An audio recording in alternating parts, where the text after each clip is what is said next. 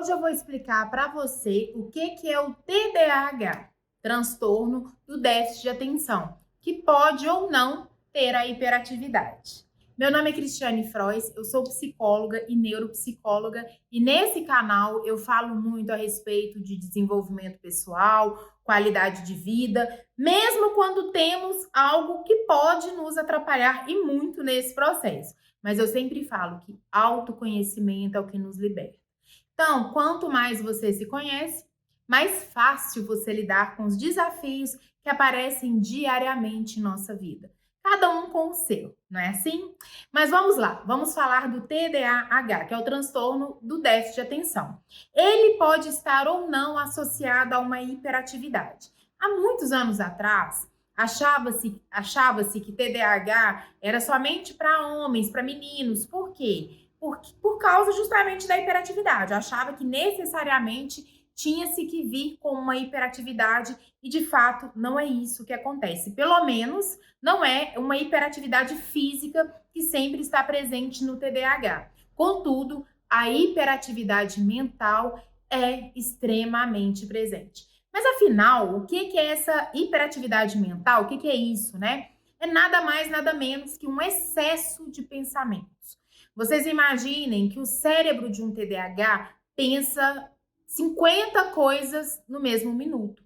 Por isso que é tão difícil, muitas vezes, prestar atenção, porque a pessoa ela é interrompida constantemente, não por estímulos externos somente, mas também pelo próprio pensamento. Então, é muito comum, vou dar aqui alguns exemplos para vocês, de quando a pessoa está se dirigindo à cozinha para pegar alguma coisa. Aí, no meio do caminho, ela vê o celular. Aí, ela pega o celular e começa a conversar. Aí, daí a pouco, ela esquece o que ela foi fazer na cozinha, né? Assim, aí ela chega na cozinha, ela olha para a máquina lá no cantinho lá da área de lavar, tem uma máquina cheia de roupa. Aí ela fala: Nossa, esqueci de colocar a roupa no varal, deixa eu colocar. E aí, quando ela coloca a roupa, ela percebe que ela não colocou o amaciante, um exemplo. E ela vai percebendo um monte de coisas e se distraindo com aquele excesso de estímulos, que no final ela esquece de fato o que foi fazer na cozinha. E aí, o que acontece? Ela volta lá pro quarto, daí a pouco, eu ia pegar isso e esqueci. Né? Então, é muito comum esses estímulos externos e também internos. Como que são esses estímulos internos? Essa quantidade de pensamentos de uma vez só dentro da sua cabeça. Você está conversando com alguém, está falando de um assunto. Aí, no meio daquele assunto, vem um outro pensamento. E aí, você começa a falar daquele pensamento que veio.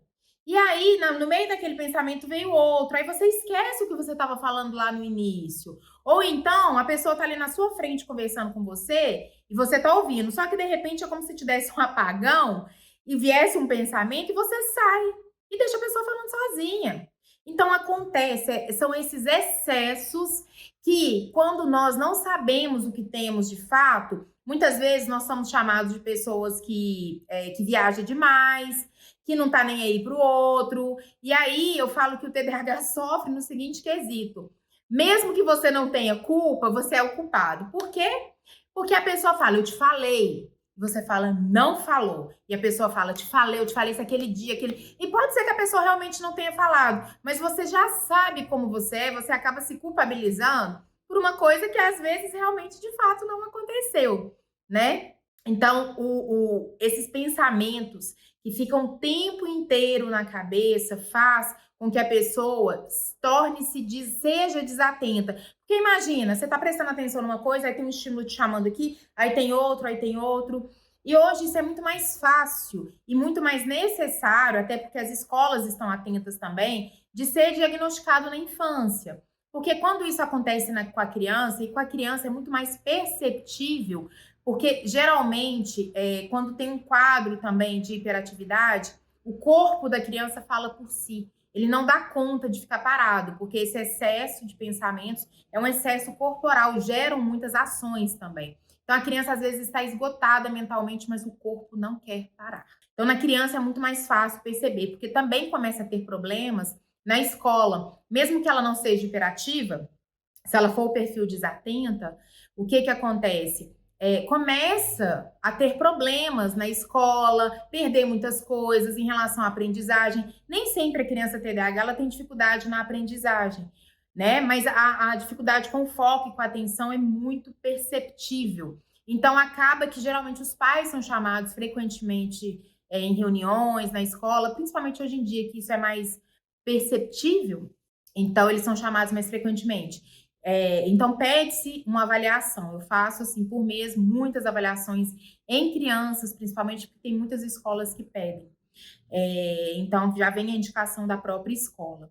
E aí, o que acontece? Só que antigamente não era assim, né? Então, nós somos aquelas crianças que cresceram muitas vezes sem o diagnóstico. E aí cresceu percebendo que tinha uma dificuldade, mas achando que essa dificuldade é normal, que todo mundo tem. E aí você passa a perceber que você é muito mais desatento mesmo, você acaba tropeçando muito mais nas coisas. Eu sou uma pessoa que tem TDAH, né? O meu perfil é o desatento. Eu sou muito desatenta. Então, é claro que o meu cérebro foi se adaptando com o tempo para conseguir hoje manter a atenção naquilo que é necessário. É óbvio que foi através do autoconhecimento, mas por muito tempo eu achava que eu era uma pessoa desastrada, eu sempre me perdia, mesmo com GPS. Mas na faculdade ficou muito perceptível essa dificuldade, porque eu nunca tive dificuldade de aprendizagem.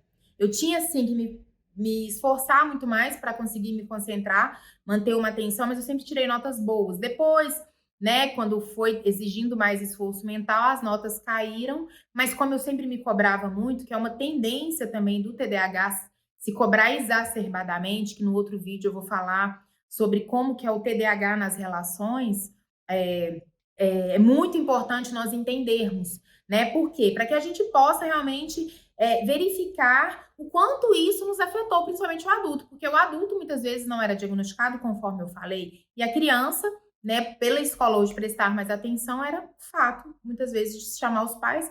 A criança acaba atrapalhando muitas outras crianças, acaba atrapalhando o ambiente da sala ou ela mesma com as notas, então acaba que é mais perceptível. Contudo, nós adultos nos rotulamos muito, né? Aquela pessoa que não parava em emprego, eu era muito chamada de pessoa que não parava em emprego. Por quê? Porque eu detesto rotina. Eu detesto seguir uma rotina, eu não dou conta. Então, aquilo de trabalhar de 8 às 18, bater ponto, fazer todo dia a mesma coisa, não era para mim. Eu trabalho desde 12 anos, mas não ficava.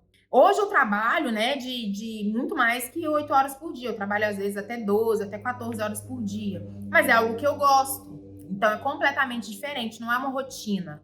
Eu trabalho em casa, eu trabalho no consultório, eu trabalho online. Então, tem uma dinâmica muito grande. E é algo que eu gosto de fazer. E depois, também, no outro vídeo, eu vou falar aí sobre as contradições do TDAH, porque aquilo que ele gosta, ele foca que é uma beleza, é o hiperfoco que nós chamamos, né? Mas, enfim. Então, essas características de nós acharmos que somos desastradas, que somos problemáticas, intensas demais. Então, o adulto, quando ele não era diagnosticado, ele sofre muito mais com a questão do TDAH. Por isso que é tão importante que eu falo que é o autoconhecimento que vai te libertar. Além do autoconhecimento, você que não foi diagnosticado, você passar a se entender e a saber como funciona o seu mundo vai fazer com que você torne-se uma pessoa muito mais produtiva. Porque o TDAH, como ele é muito intenso, a procrastinação também é muito intensa. Então, muitas vezes, a vida passa e a impressão que tem é que nós não fizemos nada, mesmo que tenhamos feito muito. Mas, às vezes, como não demos sequência e não fomos até o fim, é uma série de coisas inacabadas, que aí faz com que o TDAH sinta-se muito mais frustrado. Tá bom? Então, você se conhecer, você saber quem você é, você saber como funciona o seu mundo, vai fazer com que você perceba muito mais o seu filho, as suas relações, a sua vida profissional, vai fazer com que você consiga concluir os processos que são necessários e que no TDAH, muitas vezes, quando não tratados e não trabalhados e não diagnosticados, ficam tão difíceis de serem concluídos. Tem pessoas que começaram 5 faculdades e não terminaram nenhuma. Tem pessoas que passaram a vida inteira trabalhando naquilo que detesta e achando que não é capaz de conseguir nada melhor. Tem pessoas que se rotulam dos piores nomes possíveis, então a autoestima acaba ficando muito baixa. Então, eu sempre falo que o primeiro passo para você se melhorar é se conhecer. E outra coisa, caso o seu filho, né, você seja pai, seja mãe, e igual eu falei, no caso da criança, eles tomam muito mais é muito mais perceptível porque somos chamados à escola, né? A escola hoje está percebendo tudo muito mais, tá uma visão muito mais ampliada sobre isso. Não só o TDAH, como o autismo também, e os outros demais transtornos.